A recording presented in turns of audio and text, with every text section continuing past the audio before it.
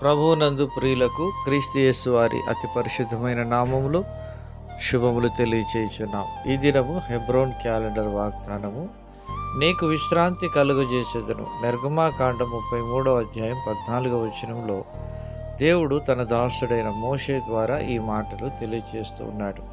నిజంగా దేవుడు తన ప్రజలకు విశ్రాంతి కలుగజేస్తానని వాగ్దానం ఇస్తున్నాడు.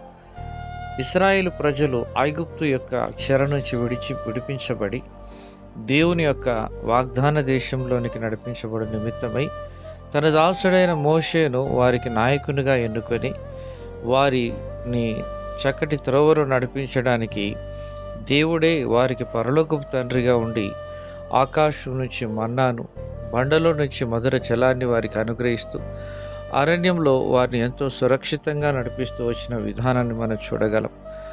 మోషే దైవజనుడు ప్రార్థించినప్పుడు దేవుడు అంటున్నాడు, నా సన్నిధి నీకు తోడుగా వచ్చును, నేను నీకు విశ్రాంతి కలుగజేసేదనగా దేవుని యొక్క వాక్యంలో దేవుని సన్నిధి ఎంతో ప్రాముఖ్యమైనటువంటిదని దైవజనుడు మోషే గుర్తించగలుగుతూ వచ్చినాడు.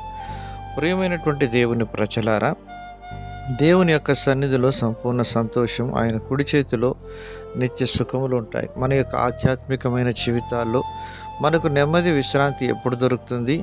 దేవుడు సెలవిచ్చాడు. మత్తయి సువార్త 11వ అధ్యాయం 28-29 వచనాల్లో, మరి దేవుడు ప్రయాసపడి భారం మోసుకునిచున్న వారలారా నా యొద్దకు రండి, నేను మీకు విశ్రాంతి కలుగజేతునని ప్రభువు సెలవిచ్చినాడు.